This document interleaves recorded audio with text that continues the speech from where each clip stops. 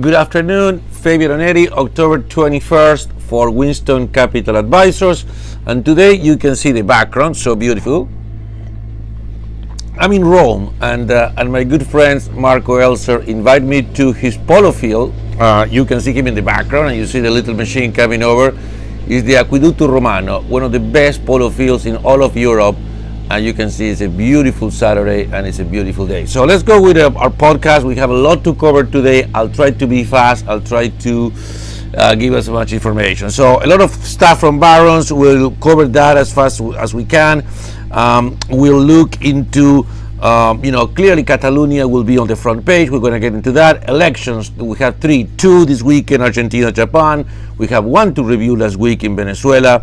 Obviously, we will talk about what happened last week. A lot of companies reported. We have Morgan Stanley, Goldman Sachs, Netflix, PayPal, IBM, to take a look at that.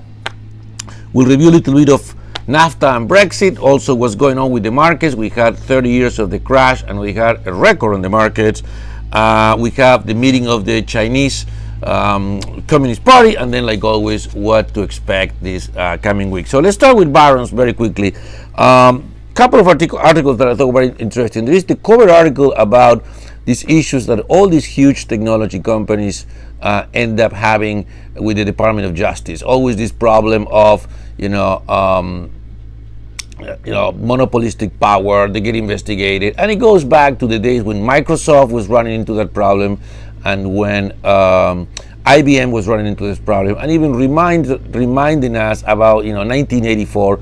When they broke down AT&T. So it's an interesting article to read about these issues with how these companies tend to, once they become very, very powerful, they are prone to abuse their position of power. But at the end of the story, none of them had broke down, and life went on.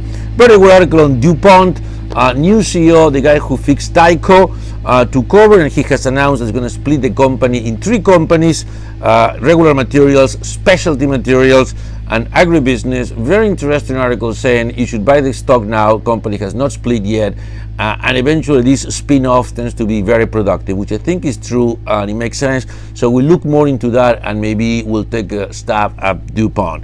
Obviously, some good articles about the 30 years of the crash. We spoke about that last week as we were making new records today. Two things on the new record. One, the market is smelling that the tax cut is happening or could happen. We had last week that the budget was approved, and this somehow paved the way for the tax cut in an easier way. I still couldn't understand the mechanics of that explanation. A couple of newspapers ran with it, but it looks like now with simple majorities we may have a very good change in the tax laws. So that's positive. And also more and more views that Powell could be the next head of the Fed, and he's viewed by the market as someone that is sort of yelling carbon copy, which will be very easy on rates and will not be aggressive. So those two things have propped the market to break records and have, I would say, in a very interesting position. There was a good article on emerging markets. However, the usual stuff, but the manager, the Barros interview never spoke about Argentina, which makes me like that place even more, because no one is really talking about that. Let's go a little bit about three things that happened this weekend. One, as we speak, Catalonia, the crisis have blown up, as we have said here many times. The government has imposed the Article 155 of the Constitution. Basically, they're taking over Catalonia. They're firing the current administration. They will call into elections in January and replace with a new administration. It is yet to be seen whether Carlos Puigdemont, if his people will leave the buildings and surrender to the authorities or not. So time will tell. Stay tuned. We'll see what happens there. Also, we have elections in Japan and in Argentina tomorrow, Sunday. We like Japan. We think that Shinzo Abe will win and will continue to reforms. We like it there. 6 quarters of uninterrupted growth in the GDP, but still that market is 81% from the highs of 38,000 in 1989. We like it. EWJ, or the other one that's done slightly better, DXJ, which invests but with the currency hedge. So that's for you too. And we spoke a lot about Argentina. I don't want to make it too long. We like it a lot. We like the energy sector and the banking sector there. So elections there, which in both cases we expect the pro-market, friendly to the market candidate to win. And since we're talking elections, we had elections last week in Venezuela. The Maduro party won many things that no one expected he was going to win. So it's a lot of claim and complain of possible fraud. And also, listen, and that's it. Move on.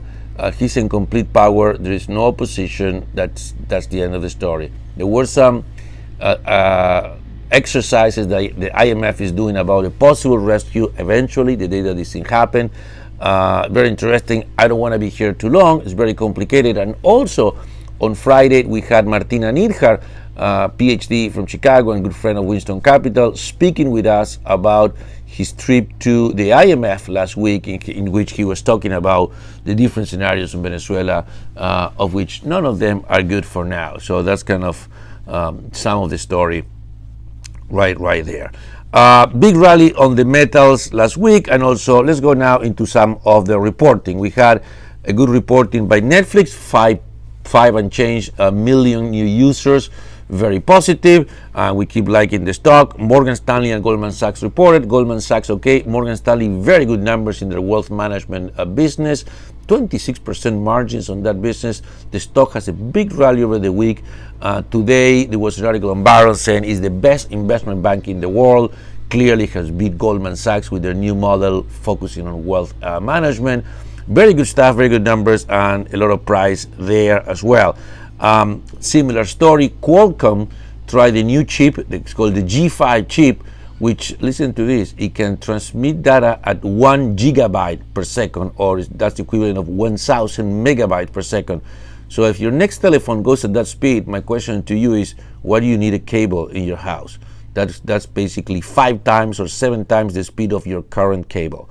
So I would not be like to own a lot of these cable companies, because I don't know what they're going to sell you when with your next phone, maybe in a year or two, you can connect your whole house and transmit from there. You know, T-Mobile and the others are now offering you unlimited downloads. So careful there. There were NAFTA and Brexit, not much news there. Brexit, we're not going anywhere. NAFTA, instead of going to the end of December, they agreed to go to the end of the first quarter, so not much there. Good numbers by IBM. After 20 quarters of declining sales, they stopped that. They increased the margins.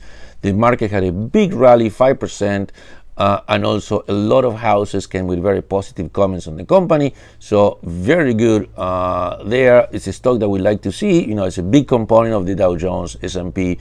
For the first time, it has really woken up after many, many years of suffering. I'm sure Uncle Buffett is happy with the news. So we'll look into that, see if that makes sense.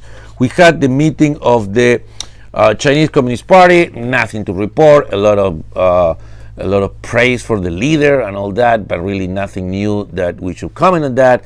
And in the last of the reportings, we had PayPal, a company that we like a lot, our bet on better and faster and easier payments through the internet and worldwide. Great numbers, great guidance. The stock shoot up 4%. Is one of the stocks in our portfolio.